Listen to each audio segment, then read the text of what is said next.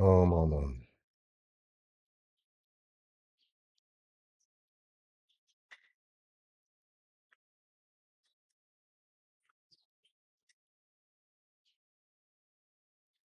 Om Karam Bindu Samyuktam Nityam Dhyayanti Yoginaha Kamadam Mokshadam Chaiva Om Karaya Namo.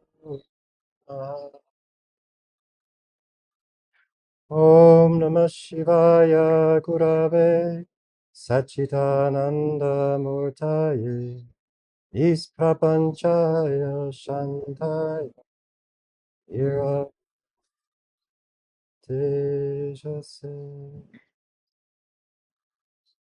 Om Om Om Om. Welcome, welcome, welcome to Satsang. We are at Anand Lok Ashram. It's right across Ganga from Vashishta Gufa. When you come out of Vashishta cave and you look across Ganga and up on the hill that's terraced with some village farms, terraced village farms, and then a new Shiva temple is being built. I will send pictures, maybe some videos, something to share where we're broadcasting from. So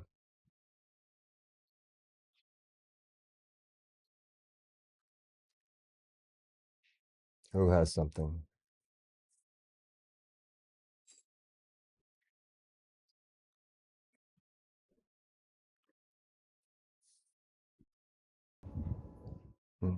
Krishna Priya.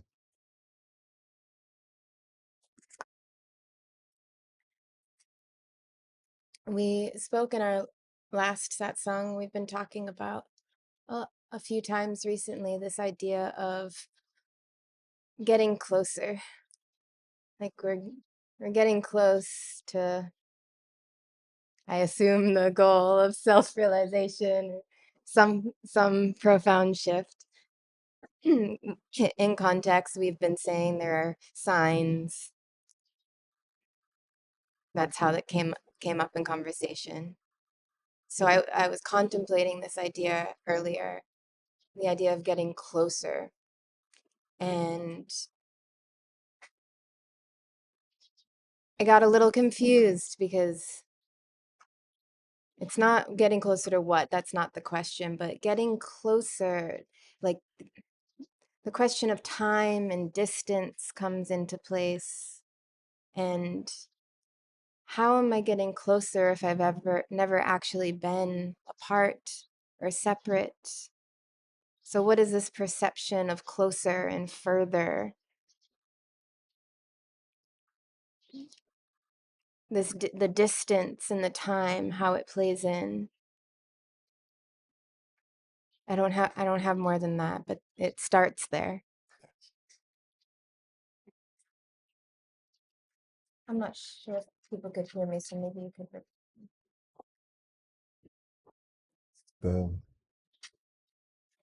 The question is, if I'm already that, then how could I possibly be getting closer to what I already am?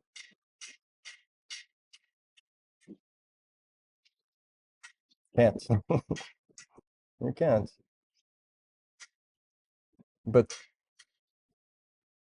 where are you looking from? Where are you asking from? Who's asking? Because the one that is that doesn't have a question. And you say, I'm confused, because it appears in the mind as paradox. And you said, I'm confused. I want you to know the mind is never not confused. Only the ignorant one says, I know, I'm right. Not knowing the confusion that the mind is. Yeah. It's said that there are in one way of looking at it, 3 different stages. I don't know that I don't know. This one invariably says, I know. Says, I'm right. I don't know that I don't know. I don't know that I'm confused and very busy saying so many things. But never, this one never paused to see what is the source of this knowing. When you look for the source, you will see it's built out of nothing. There's no cornerstone, there's no foundation to mind. And this one will come to honestly say, I know that I don't know. Isn't this what Socrates was famous for? I know only that I know not.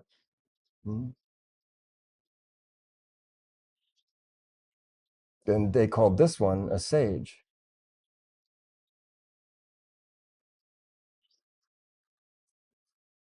But you see, this one is a sage. This is wisdom. And it seems totally absurd to the world, which is running around claiming this and that. This as opposed to that in particular. The people of the world, they say so many things. Predominantly, I'm right, you're wrong. Also, I'm wrong, you're right. Neither could possibly be true.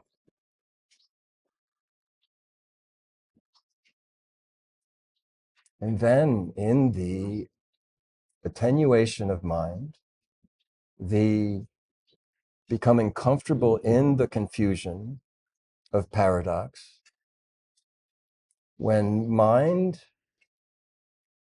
falls away, but let's just say detached, you know yourself independent of thought. You know yourself preceding thought. This is the true I. The other I is nothing more than a collection of thoughts, memories, a sort of a constellation or a lattice, a weave, or people like to call it matrix, but make the mistake that it's something done to them. Well, also, I guess this can be true. 3 stages. I don't know that I don't know. We know this when we say, I'm right. We know that we are bound in ignorance. This is the telltale sign of the egoic sense of I. And then the second stage is, I know that I don't know. And the third stage, let's just say, I know. As knowingness. I am knowingness. Sat Chit. Existence, knowledge. Ananda, bliss.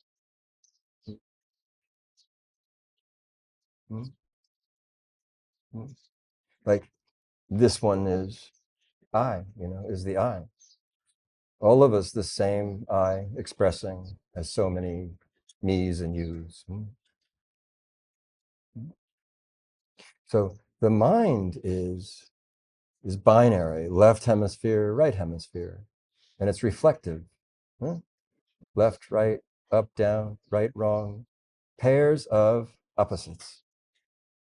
Good, bad, in, out, male, female.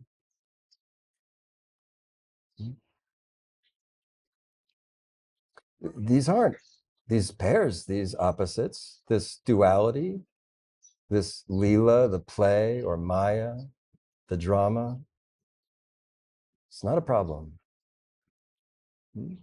No more a problem actually than the dream you had last night. but may have very much felt like a problem when you identified as dream character, protagonist, but nothing more than protagonist in a screenplay of mind played out as dream. You see? So truly, the mind is confusion.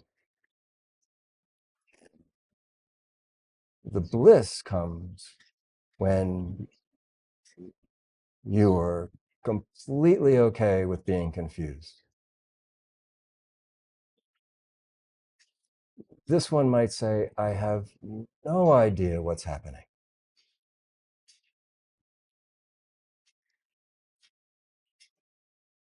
But untroubled.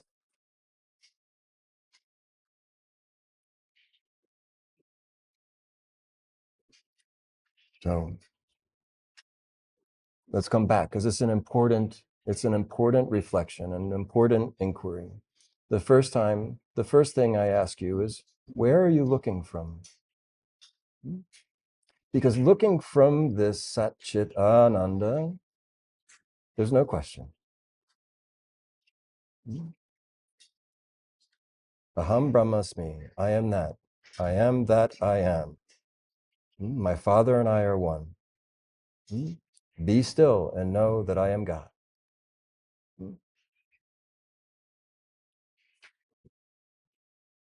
So from there's no question.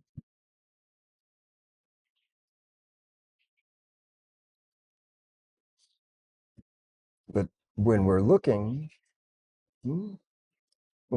from the place of mind, identified with mind as mind itself, misidentified, the I sense somehow moves into, imbued in, and now projected from a collection of thoughts.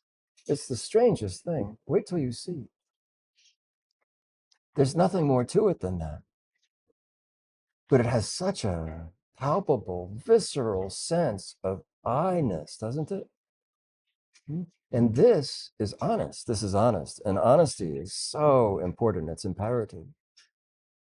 And so you know by inference or simply by shravana, by learning and hearing, Hattvamasi, be still and know that I am God. And more through faith, maybe even at first through belief, then you say, well, then if this were true, then it would be this way. And then simultaneously, you also have the honest experience of being separate, of you're having the honest experience of being separate from God. You have the honest experience of God comes and God goes. You have the honest experience, even just something very mundane as good days and bad days, you see? But there, but to the one who knows the self, there's no such thing as a good day or a bad day. I don't know this myself, but I've also heard that the distinction between night and day becomes, I don't know how to say, transparent, let's say.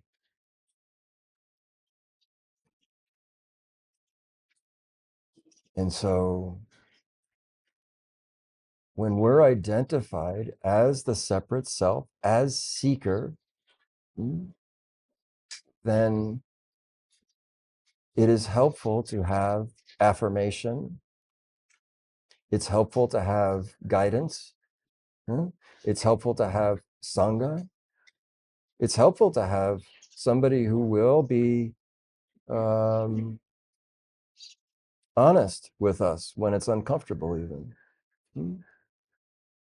And to help us come back to who we already are. Everybody here has heard it said, there's no distance to travel. You are closer to yourself than you can imagine. Or it said, God is closer to you than the tip of your own nose. This is true. Many say they're one and the same, maybe.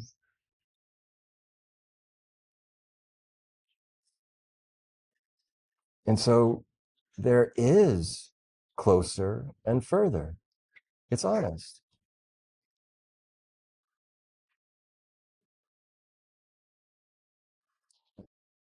I think Andrew and I were talking about, oh, wonderful. Thank you, Chandan. Amazing. Andrew and I were talking about how it becomes apparent the more of the oneness that there is, you can see the hierarchy of a spiritual hierarchy. One dear friend who's an incredible mystic and sage, he said he saw his guru bow at the feet of another guru. And he said it was the most beautiful thing to see the humility of someone who was a fully enlightened master. Also saw hierarchy. Huh?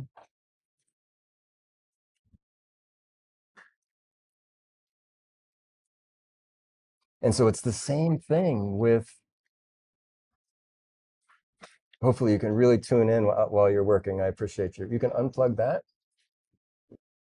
and then plug that thing into the, wonderful, thank you.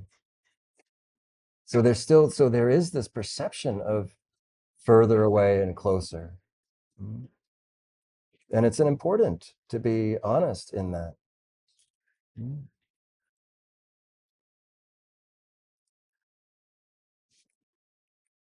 Now we have a grip department and lighting. So,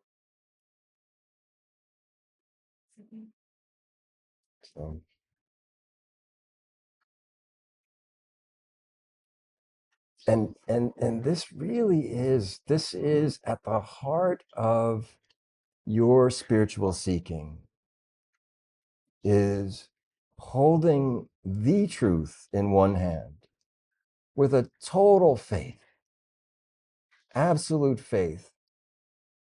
And in the other hand, you hold your complete, unabashed honesty, your total sincerity. And you are right in the middle. Krishna Priya posted to Patreon today my favorite quote of all time by Nisargadatta Maharaj. And he says, wisdom is knowing I am nothing. Love is knowing I'm everything. And between the two, my life moves. How can one be everything and nothing? How can one be one and two? How can one be always abiding as the I, the self, and simultaneously have the experience of so far away, so much pain, so much frustration, so much suffering? You see? I exhort you to be comfortable in paradox. And when you come across paradox in the mind, know that you're very close.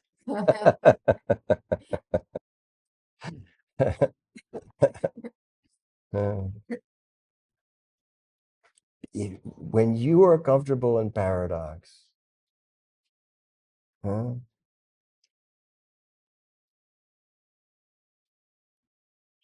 when you have neither this to say nor that to say, or would say this or that with equal,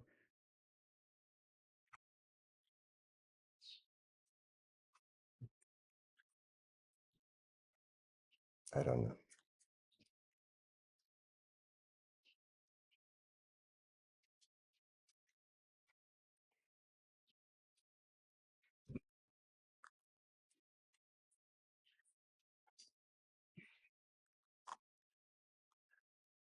So be totally confused. And in the confusion, know that you're right there with Socrates.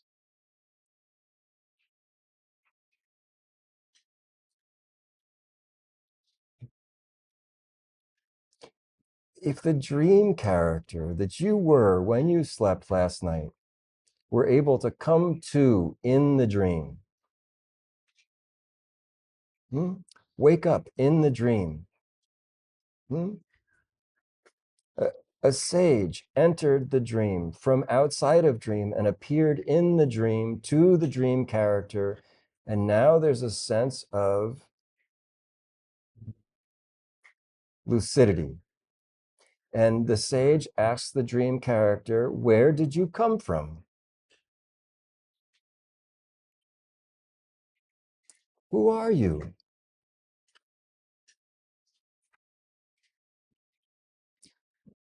From whence did all of this arise? Huh?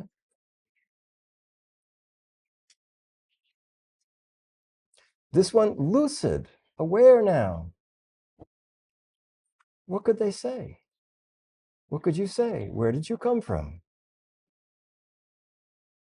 Where did all of this come from? It reminds me of this. Really, I love this story. It may be true, I don't know. But a great sadhu lived in a very teeny little hut. Huh? And he would go into the hut, huh, and meditate. He, he's a real siddha. So he takes no food, no water, doesn't sleep. Hmm? And he goes in. And 5 years later, he comes out. And he comes out of his hut and he looks around and he says, marvelous, magnificent. How could it be? Huh? And giggles and goes back into his hut for another 5 years.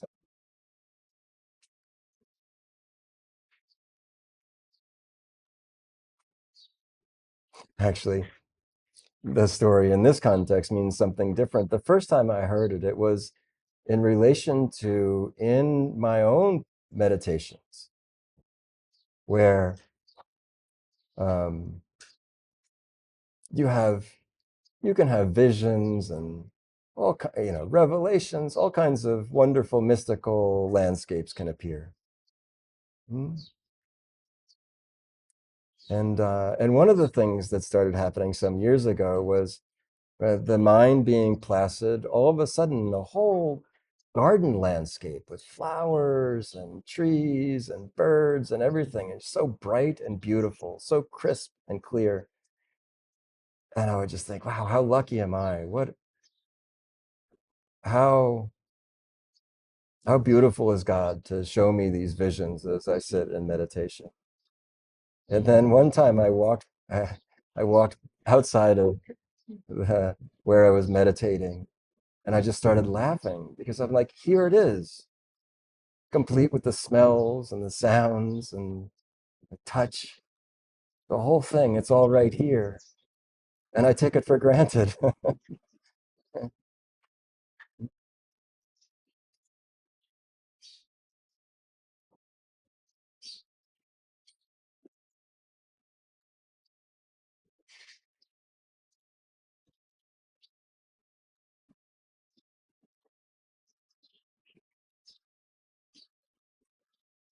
When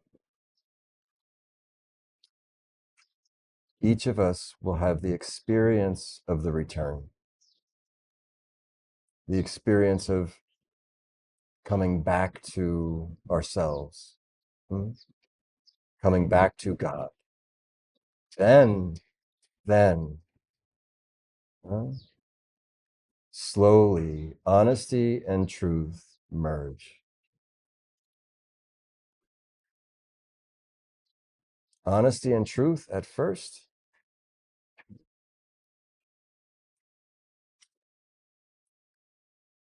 wings of a bird, you at the center of paradox. Hmm? Just like a bird, always moving in the currents.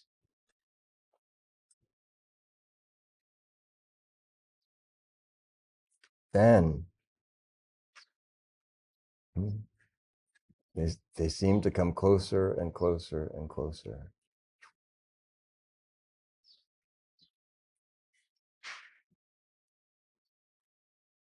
Hmm?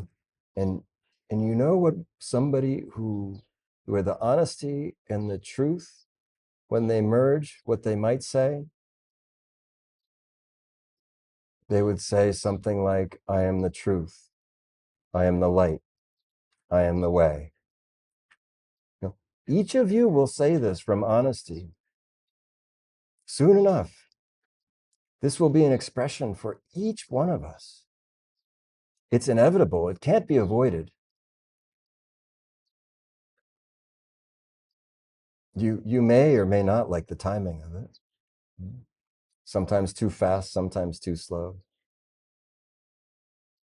But this is the honest experience of the return.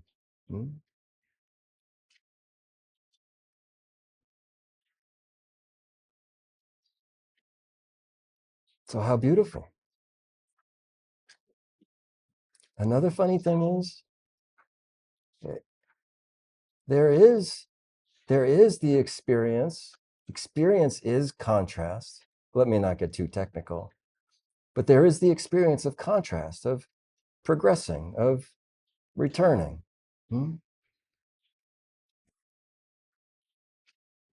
And this contrast keeps us going, keeps us correcting. It's actually, the design of it is kind of beautiful. When you stray too far, pain and suffering comes. That's how we know. And when we get close, so nice.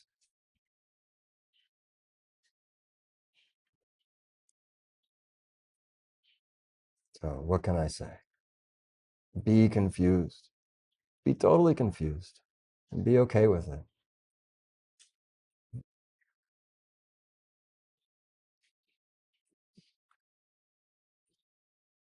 Yeah. I also love this story. When I believe it was a Westerner asked Nisargadatta Maharaj, how is it that you, a poor uneducated man, came to know the self? How are you an enlightened master? He was he rolled biddies, tobacco, sold cigarettes one at a time.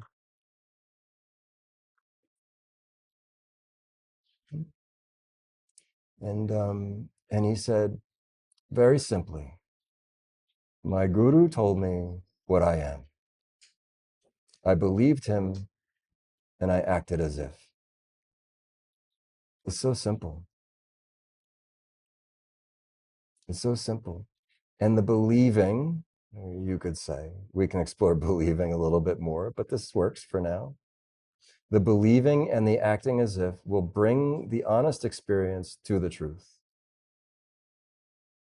Sometimes uncomfortably.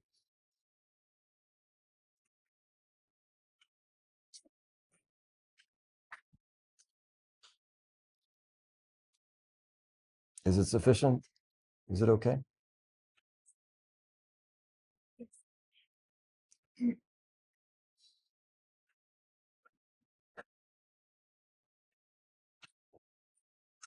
Johnny.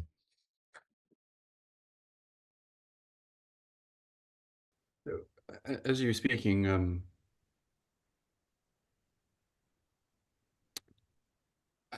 so one of the kind of,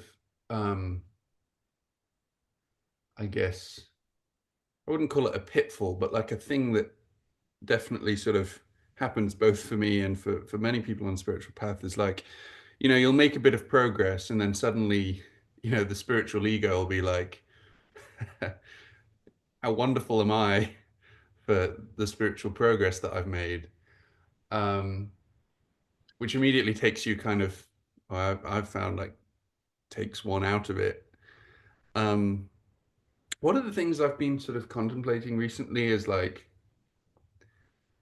why even be interested in spiritual matters in the first place? Like who is it that's interested in this? And like, and the concept of devotion, and how you know the requirement is the spiritual will, um, like a strong spiritual will in order to sort of take you on that path. But I guess I've been thinking about, is that spiritual will, does that come from, is that like a thing that I summon up? You know, is it like a personal ego's will to like grit my teeth through this difficult thing? Um, or is it, does it sort of come from God? I guess the thing I've been contemplating is like, why am I even interested in this? How do I ensure that I have a strong enough will to take me through the sort of, you know, the down times? And I guess like, do I even need to worry about that? Because ultimately, you know, um, if God is interested in reconnecting with itself, that will happen. And I just wanted to read a passage which I was reading the other day, which kind of I found really beautiful. It's from Hawkins, you know, my my my dear teacher Hawkins. Um, so it says, by intention, your entire life becomes devotional. You yourself become the prayer. By virtue of that, divinity is invoked, and then through the heart, through that devotion, through the alignment with divinity, all humankind is empowered. And then he says, it's assuring to know that the motivation to seek God is God. It's by the grace of God that you're even interested in spiritual truth. Nobody seeks God except under the influence of divinity, because left to their own devices, people would never think of it. So I guess, yeah, I guess the sort of the contemplation is like the will that is necessary for this path. Um, you know, where is that coming from, and is that a personal will, or is it the will of God, basically? And I think conceptually, I seem to be understanding that it's actually not a personal will. It's not myself that's driving me on this, or my small self. Um, but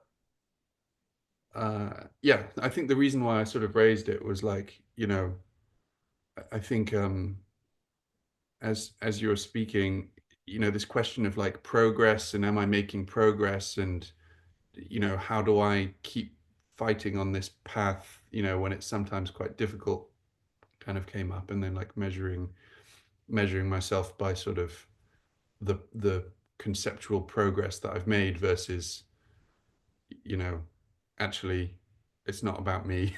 Just sort of get out of the way, and it's like it's just sort of God finding himself again.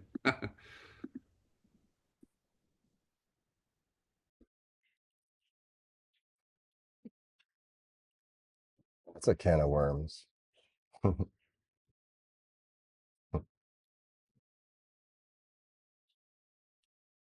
I don't even know where to begin. You know, this is so good, Johnny, that I mean, it's always there's this sense that, you know, I can't say anything that isn't immediately absurd. It's like speaking and dancing. Like as soon as the foot goes down in a dance, it comes back up again and moves. And you know, as soon as the tongue strikes a consonant, it moves right away. You know? What can I say? I think the question itself is so beautiful. Go die in that question.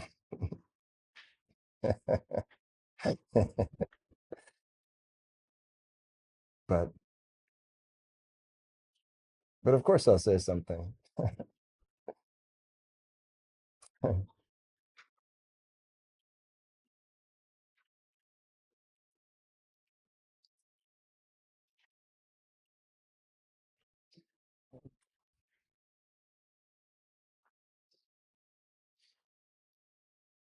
This devotion, each one will come to it. Some may come through it through neti neti, through jnana, through non-dual, come to devotion. Some may just come to devotion. Some may just come to devotion through the simplicity, never too burdened by mind, right? Never too burdened by the puzzles of the world, trying to figure things out. But just the personality just wouldn't have any interest in it, you know. That wasn't me, you know. That was much too complicated, so I had to take the hard way. But today, as I was wandering around the ashram, I came into one section where Tripti's curating art here at the ashram. It's such a small ashram, and some things so beautiful are happening. And she showed me these paintings that farmers do. They never took a class in painting. And they carry the most incredible, powerful darshan. They're so beautiful and so powerful. But they're not studying Vedanta or the Bible. They're not even studying art. She said it's in their blood, it's in their DNA.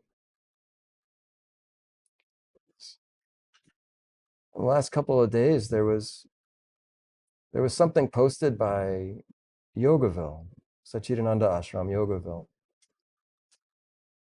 And our Swami Murugananda passed about a year ago.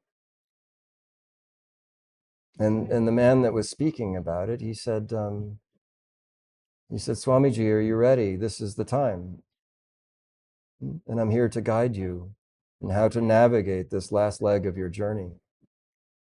And Swami Murugananda said, I understand what you're offering and I'm grateful, but I have no interest.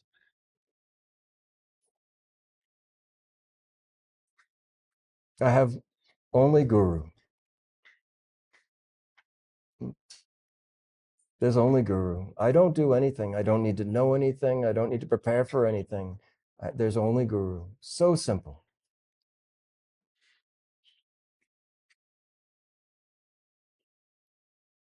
Now, this Swami had some 60, 50 years of relationship of coming to know what Guru is. Probably started with the same cynicisms, the same skepticisms that many of us also have or have had. Came to know what this meant. So simple.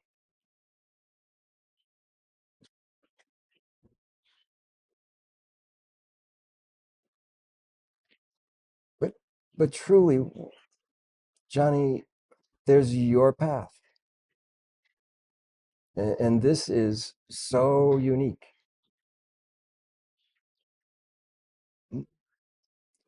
The whole thing is in a minute perfection.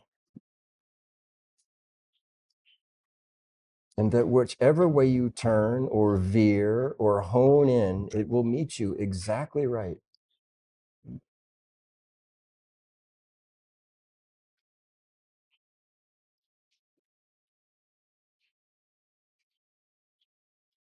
And lastly, I'd like to offer this, that Swami Satchidananda, I heard him say in one of the videos, he said, you know, I give you all of this sadhana, all of these practices, this hatha yoga, this karma yoga, this raja yoga, pranayama, meditation,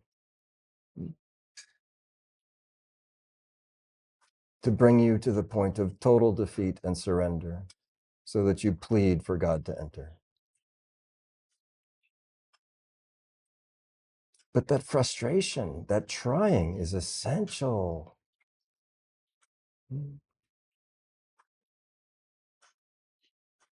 It's essential. we can't really make sense of it because it's total nonsense.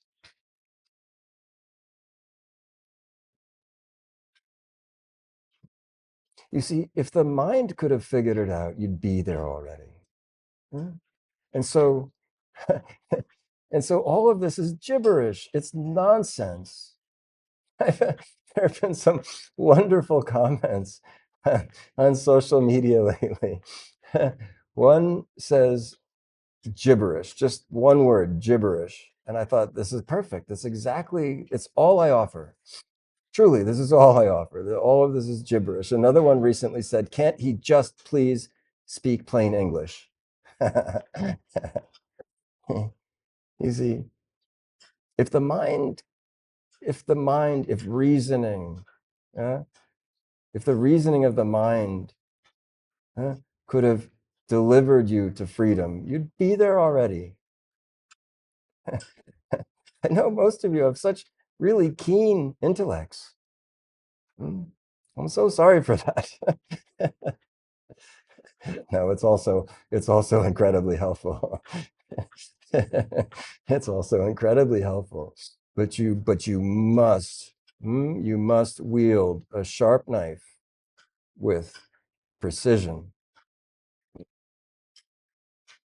You must wield a sharp knife with precision. And so if you have a keen intellect, you mustn't be sloppy.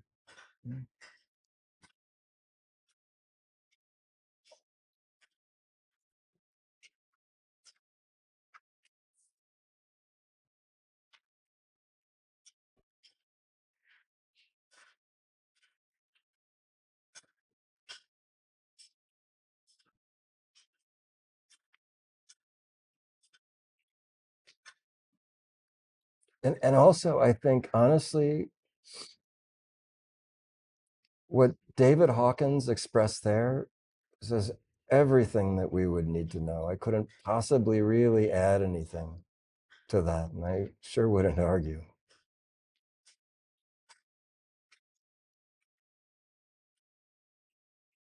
I happen to love the way he expresses it. Different than me, but I love how he expresses it.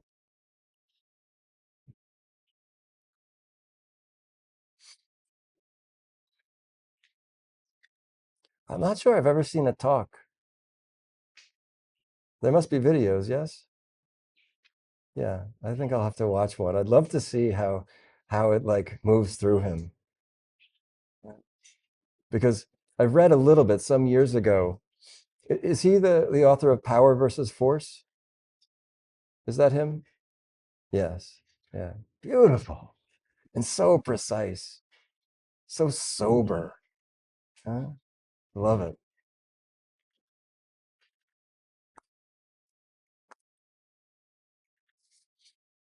Hmm.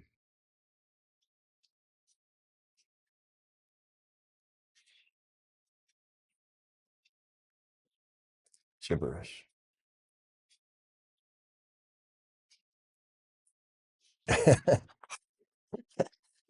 It's my favorite comment. There are so many. There are some, some nice affirmations, and that's okay, of course.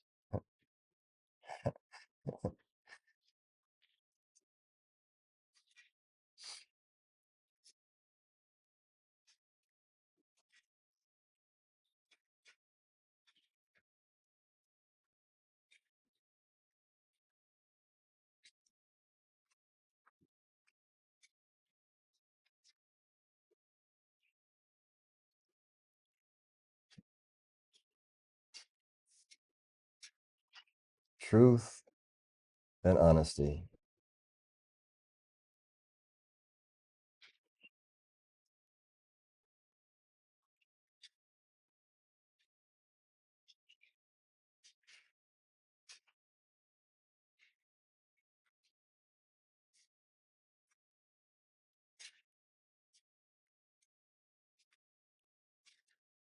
If you're going to err towards honesty.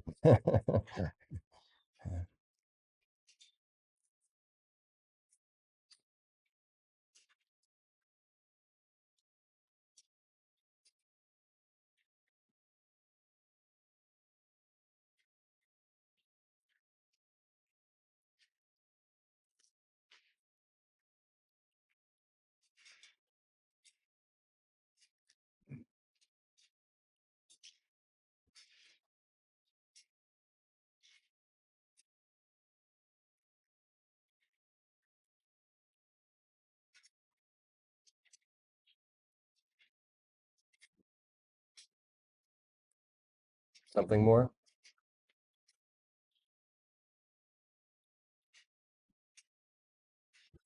Mirabai, it's so wonderful to see you on camera. You're not commuting. Hmm.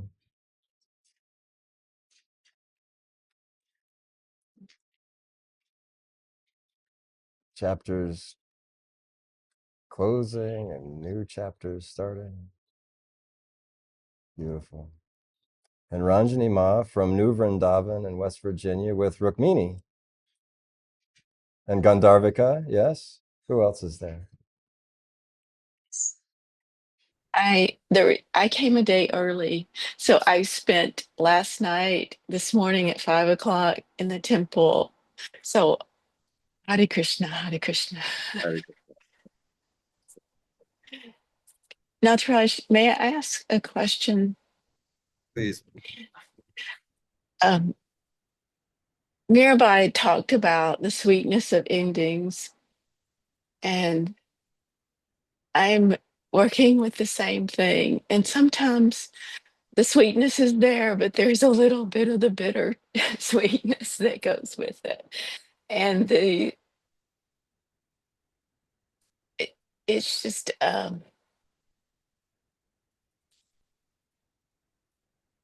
to transition from one place to the next and to find that ease in that, to be happy and joyous, and also to feel other feelings too.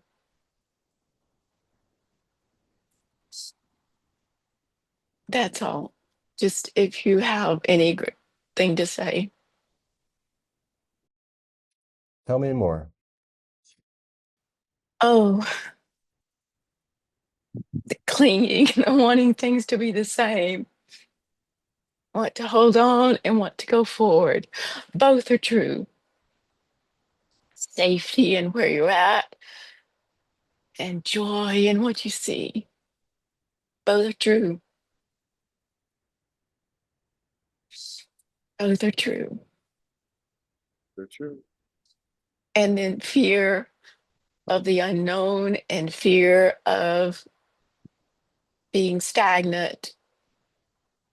Finding that Johnny was talking about, finding that and letting it just flow. That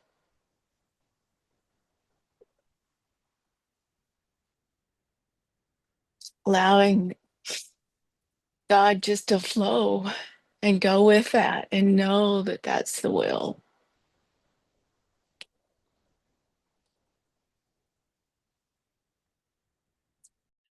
Yes.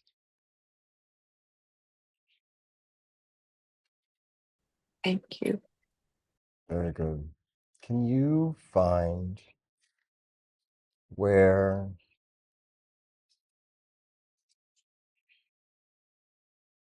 melancholy meets joy? Hmm? Can you find the joy in the sadness and the sadness in the joy? Hmm? Can, you've said that both are there. Can you feel them simultaneously in this moment? Hmm? Both of them. Hmm? Not a sad, then joyous, then sad, then joyous. Hmm?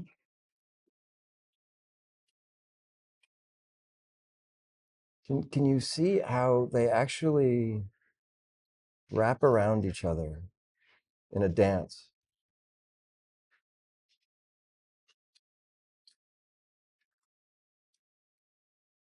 You know, entwined.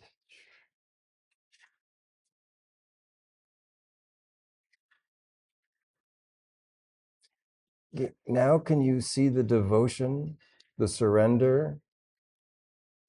Hmm?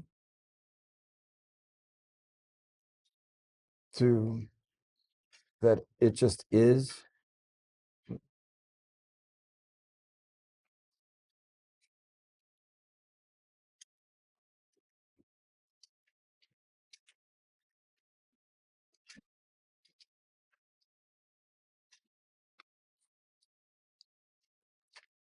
when you'll have the visceral experience of the pairs of opposites meeting, dancing around each other. Like this.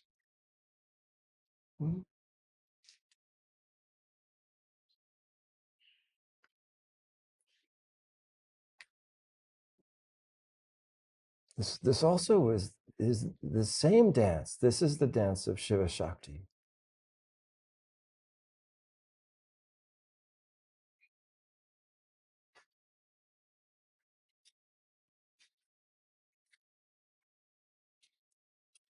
Start here.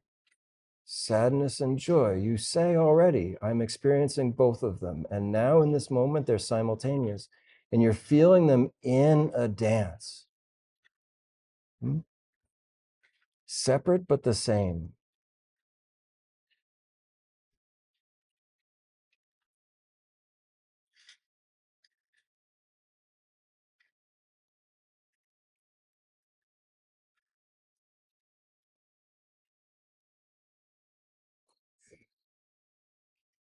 Now do the same with inner and outer. Can you? Can you bring them together? Have them dance.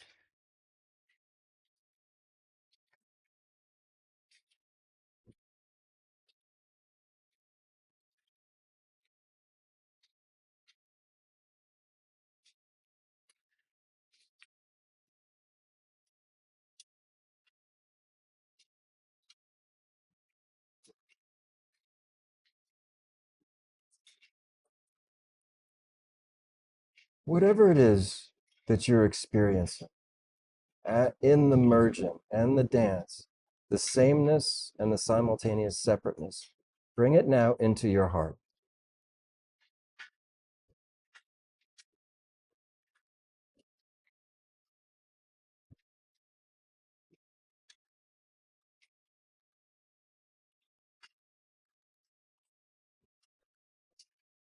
Rooted there, softly, allow the mind to fall away.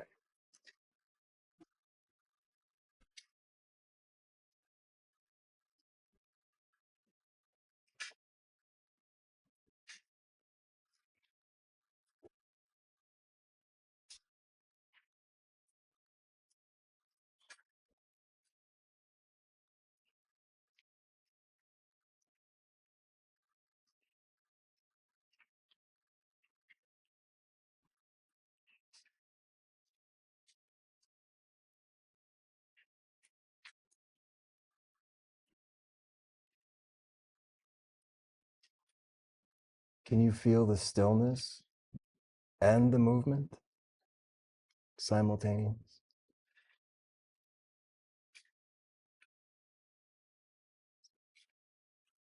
The movement inside the stillness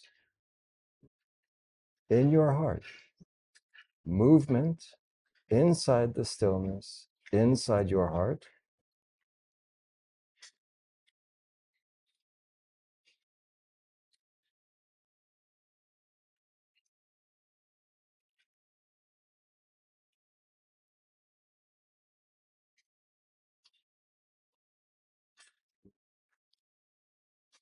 Stillness at the center of the movement that is inside of the stillness of your heart. Stillness, movement, stillness. Huh?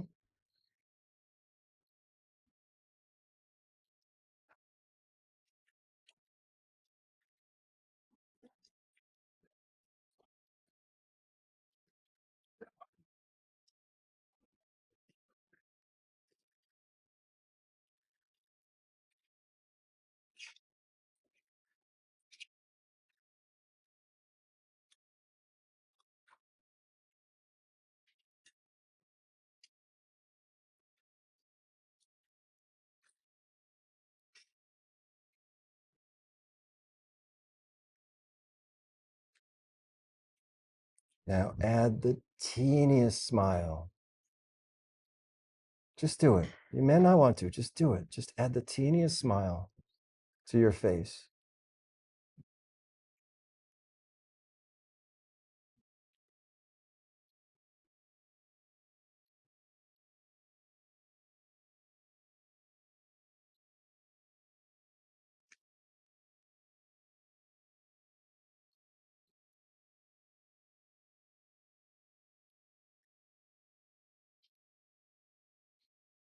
Om.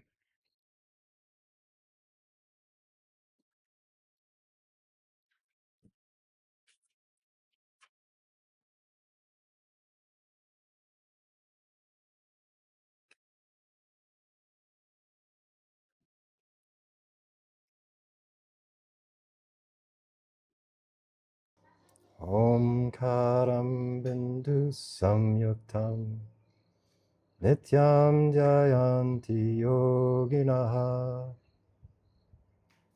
Kamadam Mokshadam Chaiva Om Karaya Namo Namaha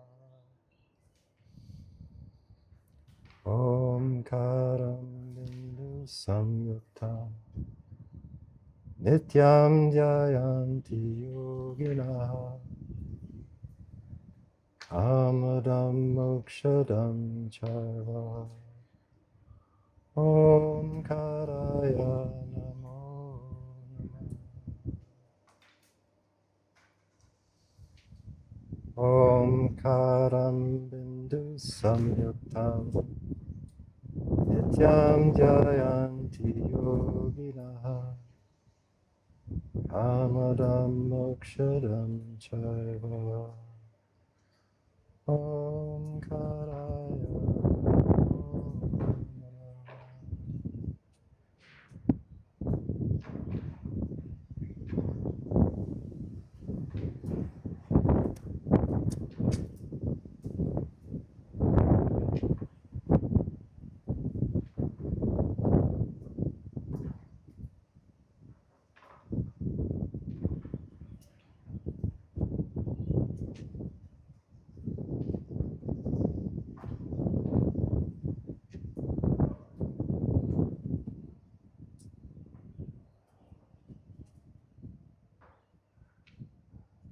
Om.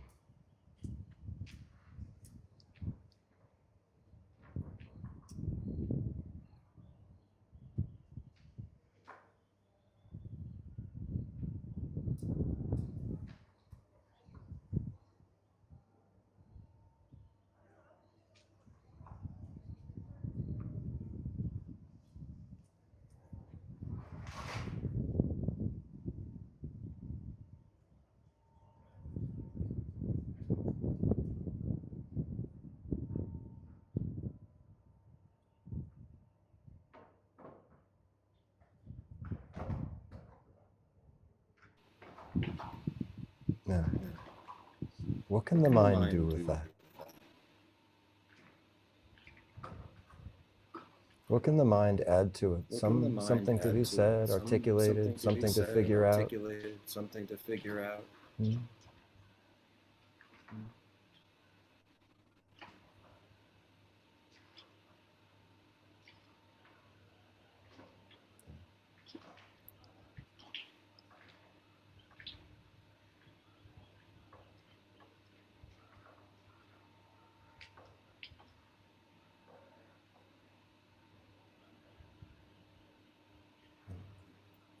And it's funny, you know, this stillness can whip up quite a wind. Isn't that right, Ranjani Ma?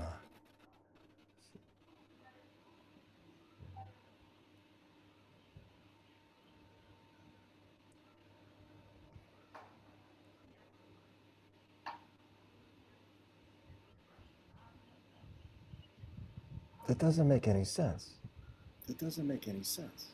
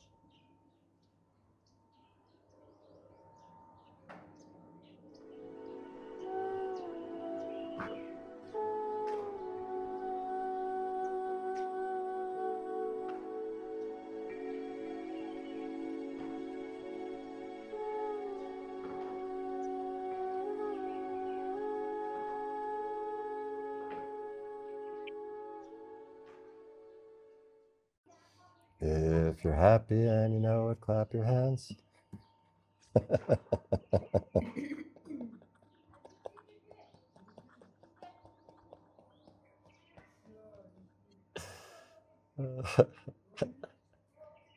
The mantra is just spilling down my face. Thank you for this morning bath I just had. That's all. Thank you. That's the place you entered from where mantra comes. As mantra. Well, anyway. Can you imagine what this world would be like? Let me say it this way. Can you now imagine what this world will be like when people know first how to be happy and then do, and then say and do? First happy, then speaking and doing.